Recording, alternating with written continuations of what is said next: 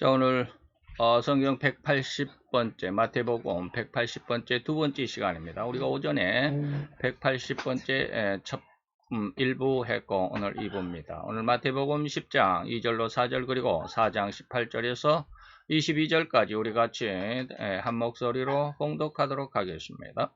12사도의 이름은 이러하니 베드로라는 시몬을 비롯하여 그의 형제 안드레와 세베대의 아들 야고보와 그의 형제 요한, 빌립과 바돌로메, 도마와 세리 마테, 알페오의 아들 야고보와 다데오, 가나안인 시몬과 및 가롯 유다 곧 예수를 판자라. 이제 마태복음 4장으로 갑니다. 갈릴리 해변에 다니시다가 두 형제 곧 베드로라는 시몬과 그 형제 안드레가 바다에 금을 던지는 것을 보시니 저희는 어부라. 말씀하시되 나를 따라오너라. 내가 너희로 사람을 낚는 어부가 되게 하리라 하시니 저희가 곧 그물을 버려두고 예수를 쫓으니라. 아멘. 거기 21절. 거기서 더 가시다가 다른 두 형제 곧 세베대의 아들 야고보와 그의 형제 요한이 그 부친 세베대와 한 가지로 배에서 금을 깁는 것을 보시고 부르시니 저희가 곧 배와 부친을 버려두고 예수를 쫓으니라. 아멘.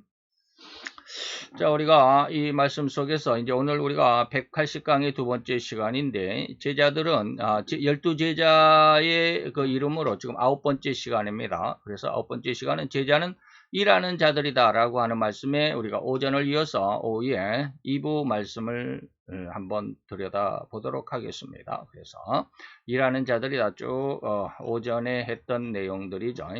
그래서 오전에 사울이 바울로 그 변화되는 그 과정에서 바울은 내가 사울 당시였을 때 하나님께서 나를 충성되이 여겼다라고 했을 때 그 충성이란 말이 과연 어떠한 의미에서 사용되었을까라고 하는 그런 내용들. 그래서 하나님 앞에 결코 다시 말하면 인간적인 욕심과 야망이 없는 오직 하나님에게만 충성했던 그 아주 오직 유일한 마음, 그것을 의미했습니다. 그래서 거기에서 이제 더 나가서 오늘 오후에는 여기서부터입니다. 또한 제자들은 사회와 정치계 그리고 종교계가 그토록 썩었다고 해서 아예 고개를 돌리고 외면하는 심성이 아니었습니다. 참 우리는 얼른 생각하기에 내 주변의 환경 이런 것들이 좀 내 마음에 안 들면 그것을 떠나버리죠. 그래서 흔히들 시쳇말로 하면 그런 말이 있죠. 중이 절이 싫으면 중이 떠나가지 절이 어떻게 떠나가냐 뭐 이런 말도 있잖아요. 그래서 그곳을 피해서 간다. 그 말이 어떻게 보면 그 시편 1편 1절과도 같겠죠. 복 있는 자는 오만한 자의 자리도 죄인의 자리도 또 뭡니까 또 악인의 자리도 같이 함께 하지 않는다. 참 그렇죠. 그런데 그 말의 의미와 오늘 지금 이 말과는 조금 그 어떤 다른 질적인 어떤 차이가 있습니다. 다시 말하면 우리가 지금 마태복음 5장을 이미 지나왔는데 마태복음 5장에서 예수님께서 제자의 그 어떤 그 행위, 다시 말해 율법을 지켜갈 때 다시 그것이 뭐 살인계명에 대해서 또 뭐 맹세에 대해서 또 사랑하는 마음에 대해서 또 보상하는 것에 대해서 뭐 이런 내용들이 쭉 있었습니다. 그런데 그때마다 예수님께서 뭐라고 그러냐면 구약 때는 이렇게 지켰지만 너희들은 더 잘 지켜야 돼 라고 이렇게 말씀하시는 겁니다. 다시 말하면 구약 때는 악인의 그 자리에 함께 하지 않는다. 뭐 그런 말씀이 있었죠. 한번 살펴볼까요? 시편.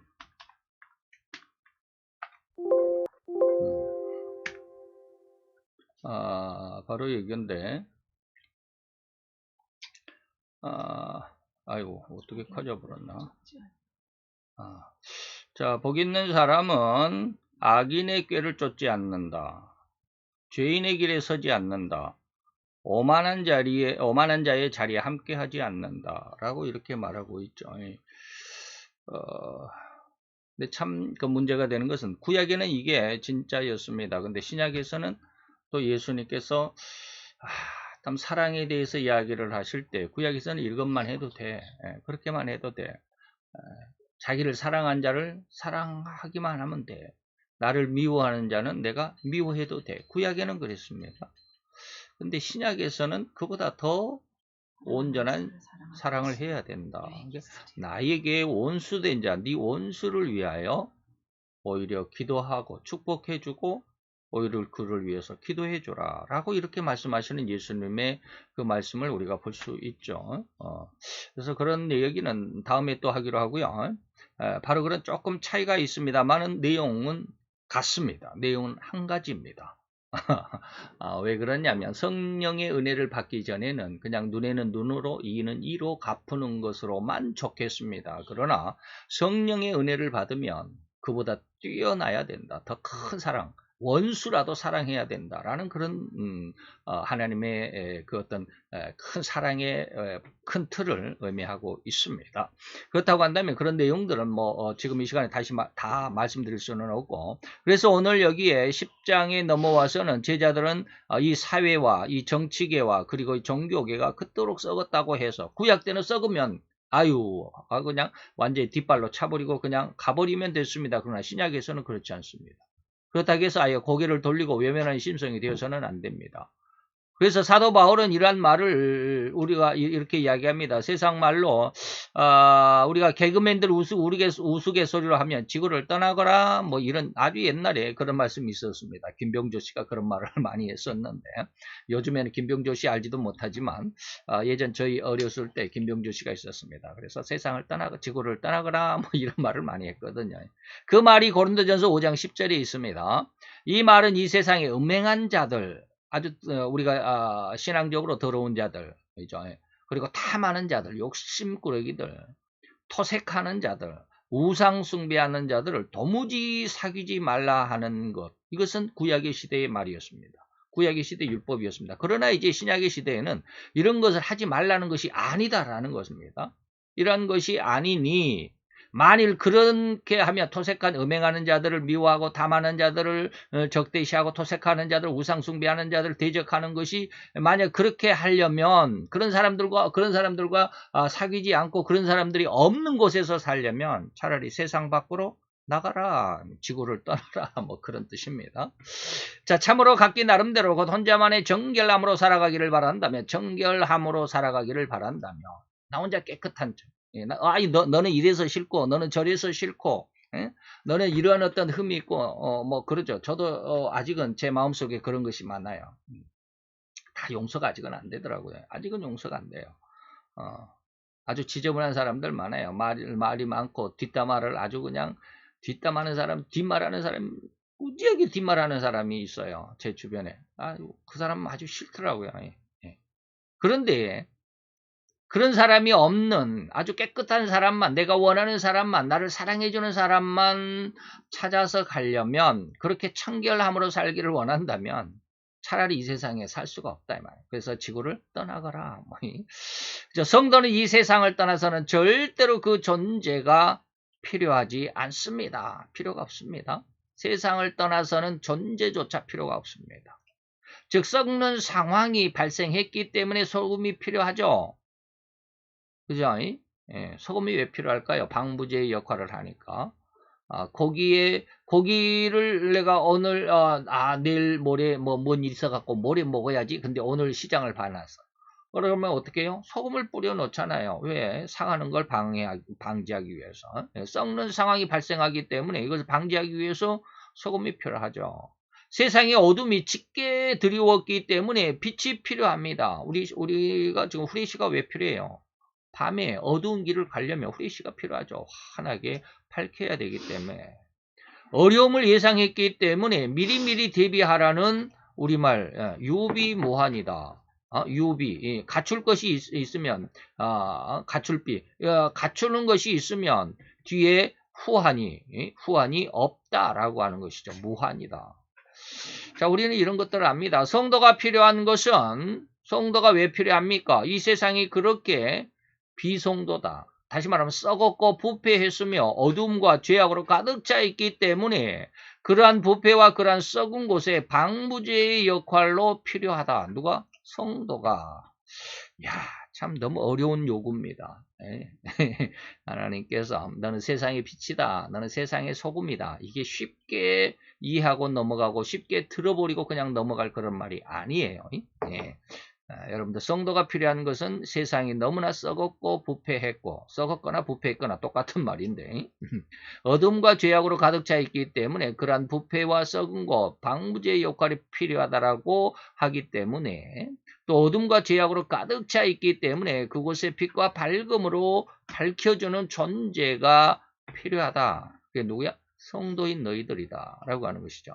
그래서 주님은 온 세상이 즐거움을 온 세상이 가지고 있어야 할 그 즐거움을 사단에게 빼앗겨 버렸기 때문에 이제는 그런 즐거움을 빼앗겨 버린 슬픔만이 남아 있는데 그런 슬픔이 아닌 즐거움을 되찾아 주시기 위해서 예수님은 포도주가 되시기로 자청했습니다. 포도주는 뭐요? 예수님의 십자가를 의미한다고 그랬죠. 십자가에 흘린 보혈을 의미한다고 그랬습니다. 그래서 요한복음 2장에 보니까 어떤 사건이 있었냐면 가나안 지방에 가나안 지역에 혼인집이 있었습니다. 그때 포도주가 떨어졌다라고 하는 것입니다.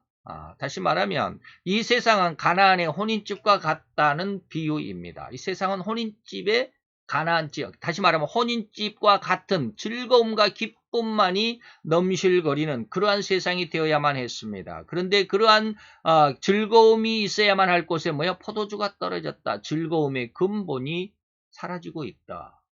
우리는 원래는 이렇게 아주 힘들고 어려운 삶을 살아가야 할 존재가 아닙니다. 정말 즐겁고 기쁜 모든 것을 내 마음대로 할 수 있었던 그러한 존재였습니다. 그런데 그러지 못하잖아요. 하는 것마다 힘들고 어렵고 요즘에 저는 이제 예전에는 이런 것을 잘 안 느꼈는데 요즘에는 부쩍 체력이 딸리는 것을 많이 느껴요. 예전에 이런 거 거의 느껴보지 못했는데 한 달여 사이에 굉장히 힘들어요. 뭐 조금만 하면 힘들고 참 이상하다. 야, 그래서 나이가 들어가는 건가라고 하는 그런 생각도 하는데 우리가 죄를 안 지었다면 이럴 필요가 없죠. 몸이 노화되는 것, 또 뭐 눈이 좀 나빠고 흐물흐물해지는 것, 뭐 이런 거 필요 없어요. 자, 그래서 그런 상황이 뭐다? 포도주가 떨어져 가는 상황이야. 즐거움이 하나하나 사라져가는 그런 상황이야. 곧 이는 혼인집처럼 이 온 세상은 즐거움만이 있는 세상이어야만 했는데 그렇게 즐거움인 포도주가 고갈되어 간다라는 의미입니다. 이때 주님은 이 포도주를 더해 주셨습니다. 가나안 혼인집에 포도주가 떨어졌다라는 의미가 바로 이것입니다. 세상의 포도주, 즐거움인 포도주가 고갈되어 가고 있으니까 주님이 그 포도주를 더해 주셨다. 곧 즐거움을 잃어버린 세상에 다시 즐거움과 기쁨을 더 씌워 주시기 위한 비유가 바로 요한복음 2장의 1절에서 12절, 13절까지인가? 그런 혼인잔치집의 비유입니다.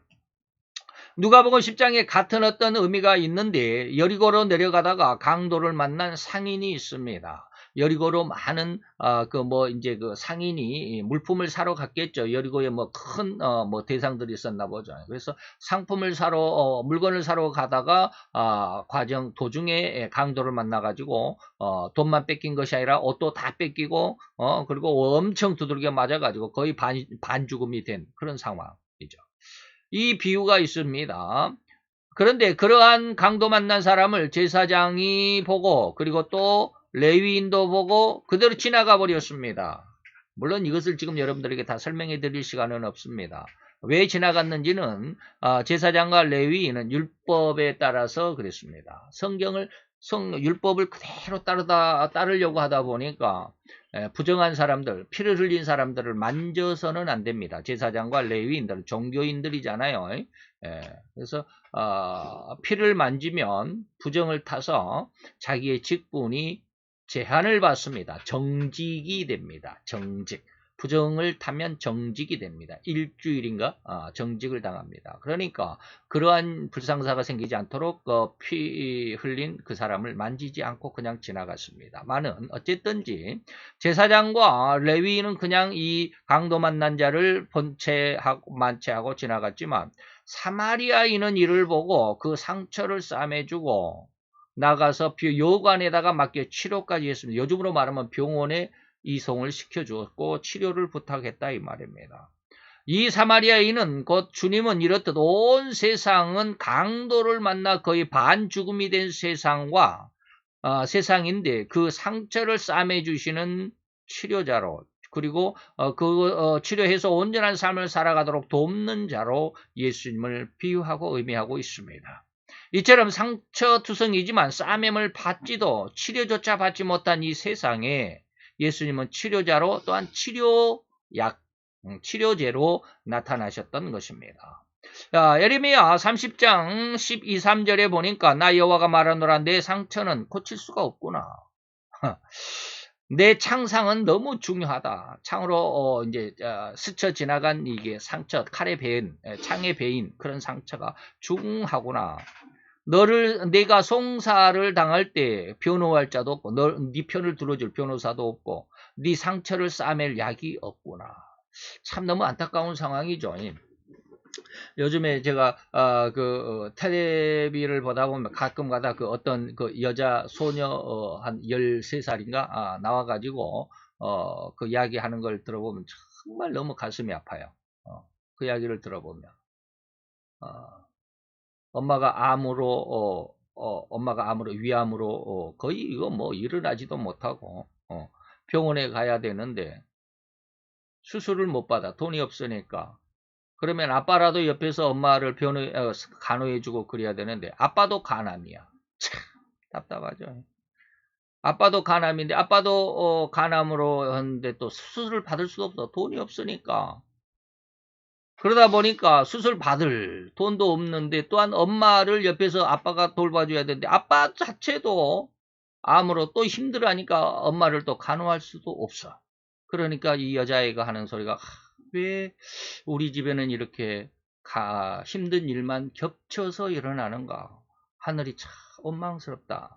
라는 그런 말을 해요. 여러분 한번 나중에 어느 프로그램 사이사이에 그 막간에 나오는 그런 어떤 광고 있습니다. 그 광고를 볼 때마다 지금까지 한 대여섯 번 봤는데 너무너무 마음이 아파요. 내 상처를 싸맬 약이 없다. 너를 도와줄 변호사가 없다. 의지할 곳이 없어요. 신명기 28장 35절에 보니까 여호와께서 내 무릎과 다리를 쳐서 고치지 못할 심한 종기가 바라게 하여서 발바닥에서 정수리까지 이르게 했다. 참 기가 막히죠. 우리 주님은 결코 이를 피하지 않으셨습니다. 다시 말하면 세상이 이렇게 강도 만난 자를 피하지 않으셨습니다. 세상이 이렇게 힘들어할 때 피하지 않고 세상을 심판하고 다 쓸어버린 것이 아니라 거기에 직접 들어오셔서 친히 모든 것을 해결해 주셨다. 그러한 주님의 제자가 되고자 하는 우리 성도는 역시 이렇듯 이러한 부패와 세상의 부패함과 어둠과 질병의 고통을 외면하는 심성이 되어서는 안 될 것입니다. 아멘. 즉 교회에서 어떠한 비리를 발견한 자들은 목사가 저럴 수가 있을까? 장로가 저럴 수가 있나? 권사가 집사가 저럴 수가 하면서 교회를 떠나버리고 맙니다. 그러나 예수님은 그렇게 하라고 권하지 않으셨습니다. 옛날 구약에서는 그렇게 해도 됐어요. 왜? 그들은 성령의 역사가 없었기 때문에. 이제는 성령의 역사가 오순절 때 예수님이 죽어서 부활하고 승천하시고 난 10일 만에 성령이 강림하셨습니다. 이걸 우리는 오순절이라고도 하고 성령 강림절이라고도 하는데 그 성령의 역사로 인해서 오히려 그러한 교회라 할지라도 역시 더 사랑하고 가르치셨습니다. 예수님은 절대로 교회와 자기를 일치시키는 일생이었음을 기억해야만 합니다. 곧 예수님께서 십자가의 죽으심으로 인해서 성막의 휘장을 찢어 하늘길을 이으셨다고 히브리 기자는 증거하고 있습니다. 히브리 10장 20절에 보니까 그 길, 하늘로 통하는 길은 우리를 위하여 휘장 가운데로 열어놓으신 새롭고 산 길이다. 옛날 성막을 보면 지성소와 성소 사이에 휘장이 있었습니다. 막 오늘날로 말하면 벽이 있었습니다.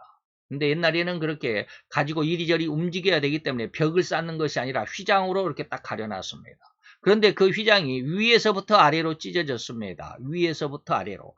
휘장이 한 3m 정도 2m 40에서 3m 정도 됩니다. 그러니까 사람 손이 안 닿습니다. 위에서 찢으려면 한 두 사람이 목마를 타고 여기에 위에 발로 딛고 올라서 가지고 위에서부터 아주 힘껏 잡아 찢어야 위에서부터 아래로 찢어집니다. 사람이 찢으면 밑에서부터 찢겠죠. 밑에서부터 찢겠습니다. 근데 위에서 아래로 찢어졌다라는 것은 인간이 찢은 것이 아니라 하나님께서 찢어주셨다 이 말입니다. 그게 바로 예수님의 십자가의 은혜입니다. 휘장 가운데로 열어놓으신 새롭고 산 길이요. 이 휘장은 누구다? 곧 예수 그리스도의 육체다. 십자가에 죽으실 때를 의미하는 것입니다. 또한 예배소서 5장 25절에 보니까 그리스도께서 교회를 사랑하셨다. 그렇게 교회가 예수님을 쫓아내고 예수님을 핍박했어도 사랑하시고 그 교회를 위하여 자신을 주셨다. 십자가에 내어주셨다라고 하신 것은 예수님은 친히 교회를 사랑하신 마음을 비유한 기록에서 주님의 교회를 사랑하셨음을 잘 알 수 있을 것입니다. 주님의 교회가요. 주님이 교회를 사랑하셨음을 잘 알 수 있겠죠. 급기야 주님은 자기의 교회를 절대로 신앙 고백 위에 세우리라고 선언하시지 않으셨던가 이 말입니다. 마태 16장 18절 우리가 너무나도 잘 아는 말이죠. 베드로가 주는 그리스도시여 살아계신 하나님의 아들입니다. 라고 그러니까 또 내가 너에게 이르노니 너는 베드로라는 반석이라는 뜻입니다. 내가 이 반석, 네 반석은 뭡니까? 네 위에라는 것은 베드로 위에 세우는 것이 아니라 베드로의 방금 말씀드렸던 주는 그리스도시요 살아계신 하나님의 아들입니다. 라고 하는 그 신앙을 고백한 그 신앙 위에 이 말입니다. 신앙 위에 내 교회를 예수님께서 교회를 세우시는데 음부의 권세가 결코 이기지 못할 것이다. 이제 제자로 택하심을 입은 자들은 모두가 자기 일에 충성을 다하고 있었던 자들이었습니다. 놀면서 사명을 받은 자들은 결코 없습니다. 하나님은 일하는 자들을 귀히 여기신다는 것을 우리가 알아야만 하겠고 그래서 첫사람 아담 처음 땅 에덴 동산에서 그는 무슨 일을 하였을까? 아담에게는 뭐 할 일이 없었겠죠? 그런데 그는 할 일이 많았습니다. 죄가 없는 그 시절에는 놀고 먹기만 했을까요? 오늘날처럼 인간이 이마에 땀을 흘리는 노동의 수고로 인해 먹고 살아야만 할 상황이 오늘날에는 그렇지만 그때 아담이 있었을 그때 당시 에덴에서는 아담은 죄를 짓기 이전이니까 아직은 죄를 짓지 아니한 상황 곧 의인의 상황이었으니까 죄의 열매인 노동은 없었겠느냐 하는 것입니다. 그런데 아닙니다.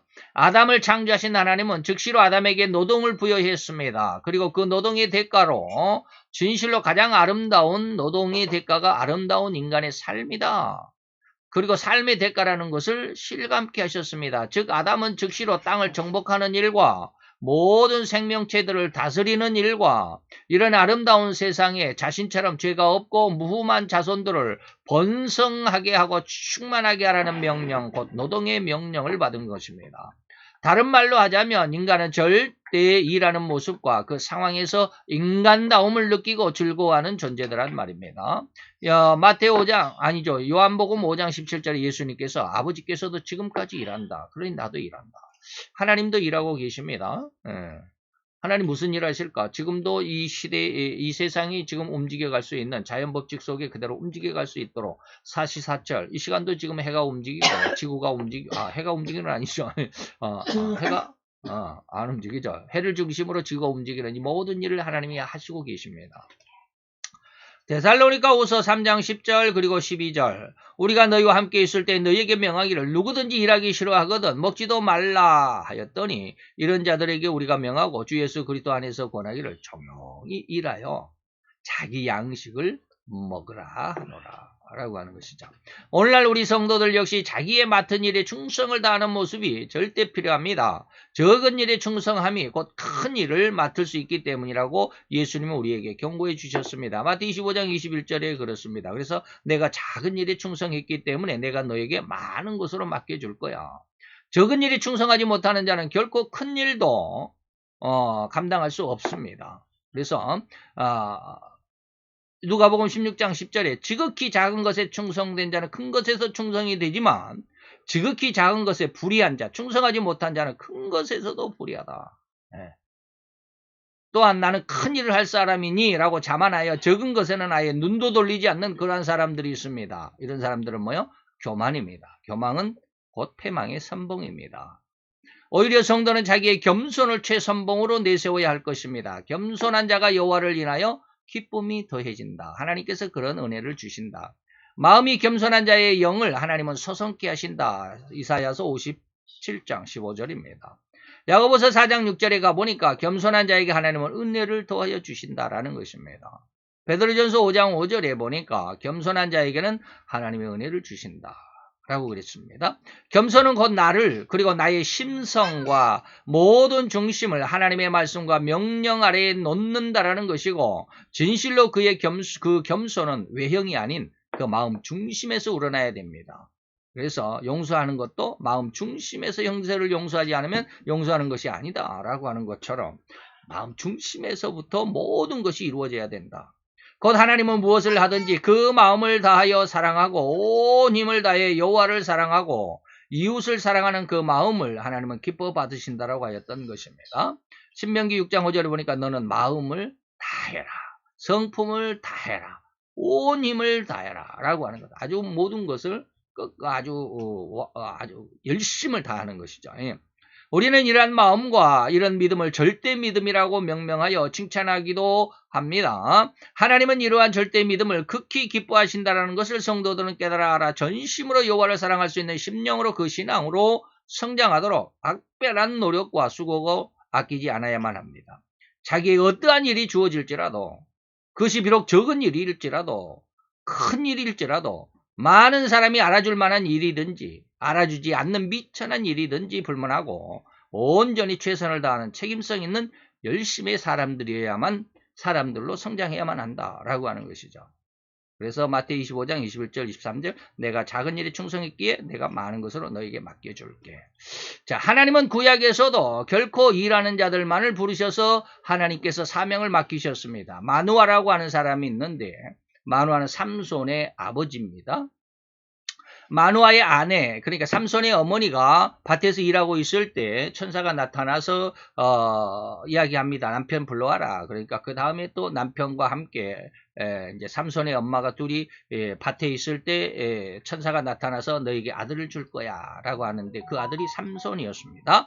역시 마누아와 그 아내 역시 일하는 밭에서부터 하나님의 부름을 입어서 이스라엘을 블레셋으로부터 구원하는 삼손을 낳을 수 있었던 것입니다. 일하는 현장에서 마노아와 그 아내가 일하는 현장에서 부름을 받았죠. 모두가 이렇게 자기의 일에 열심을 가지고 일하던 자들이었다라는 것을 우리가 기억해서 우리들의 신앙에도 그 본을 삼고 자기의 맡은 일에 적건 크건 간에 열과 성을 다하여 하나님 앞에 부끄러움이 없는 일생으로 열매가 되도록 노력하는 우리 성도들이 되시기를 축원해 드립니다. 자, 우리가 일하는 자들, 하나님이 어떤 신앙을 좋아하는지 오늘 이 시간 잘 한번 기억을 하시고 내게 주어진 일, 맡은 일에 충성을 다하는 귀한 신앙의 성도들이 되시기를 축원합니다. 기도합시다. 할렐루야. 주님, 오늘도 여호와의 귀한 사랑과 은혜로 감사를 드리나이다. 주의 영광 앞에 있는 이 시간을 통해서 하나님께서 원하시며 기뻐하시는 귀한 신앙이 어떠한 것인가를 또 한번 알아 아버지의 오전에 이어서 다시 한번 그 마지막에 일하는 자의 모습을 생각하여 숙고해 보았나이다. 아버지, 우리의 심령들마다 주를 향한 아름다운 열심과 그리고 세상 속에서라도 아버지의 결코 진실하고 열심 있는, 그래서 그 안에서 주의 영광을 이뤄낼 수 있고 하나님의 영광을 드러내는 귀한 심성들, 귀한 일들로 주님 삼아 역사해 주시옵소서. 하나님의 영광이 우리 가운데 있음을 믿고 우리 또한 하나님의 영광을 드러내는 하나님의 아들과 딸들 되기를 원하며 예수 그리스도의 이름으로 기도하여 싸움나이다. 아멘.